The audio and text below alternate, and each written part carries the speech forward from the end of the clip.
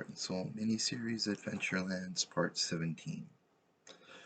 Just then, the rest of the class arrived. I was so surprised by their sudden appearance while I was distracted by Mr. Peralta's appearance that I almost jumped out of my skin.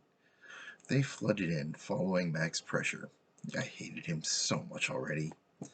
In no time, they were all seated, and Mr. Peralta checked the attendance.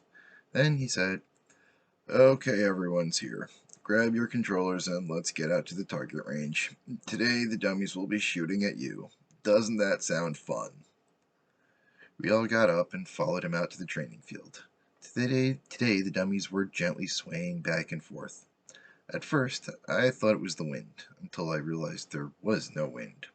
They were just swaying like perfect little metronomes. "Okay, everyone. Today is a simple shield. It's similar to the basic attack spell, but the reverse. Whereas to attack, you push forward and push the A button on the top of the controller. Today, you will pull back on the controller and press the trigger-shaped B button on the bottom of the controller. Once again, envisioning your shield, how you want your shield to look and work is up to you. Today requires far more effort because many of you will not be holding a shield for very long, if you can produce one at all. So, timing is the key to success, and success means not getting knocked on your ass all day. What will we be using these shields to block?"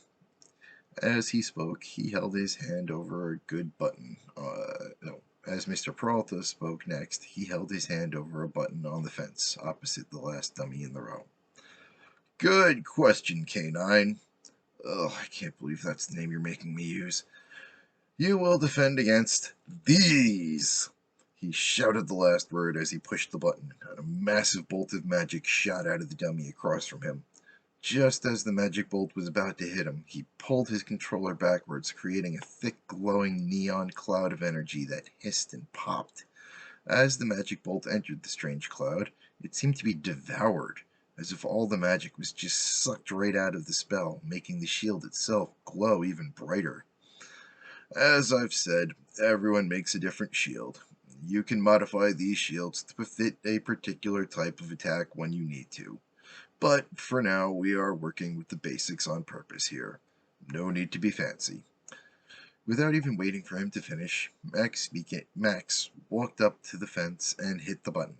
Almost faster than I could see, his arm flew up to the ready position and pulled back like an archer drawing a bow.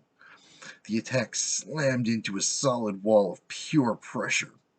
The spell then drove itself into the ground hard, looking almost like it was begging for mercy.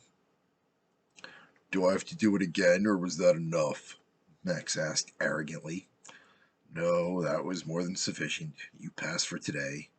Now the rest of you get practicing. Don't worry about the magic bolt. If it hits you, the most it'll do is embarrass you as it knocks you on your ass." I walked over to the second to last dummy. Cat and K9 followed just behind me this time. They both quickly took their spots on either side of me. Even though Cat wasn't sharing with me today, she was still glaring a hole through me from the corners of her eyes. At first, I was too nervous to actually do anything, so I just watched. Almost at the exact same time, Cat and K9 both pushed their buttons. Then, in astonishingly beautiful synchronization, they raised their controllers. Despite the obvious differences, nearly identical spells appeared in front of them. A giant glowing wolf dog was standing in front of K9, and an identically sized lion was standing in front of Cat. They both jumped forwards and caught the blasts in their mouths like a simple game of catch or fetch. Cat and K9 then thrust their controllers down and towards each other. As they released their B buttons at the same time, the animals spat out their magic bolts on the exact same spot on my track.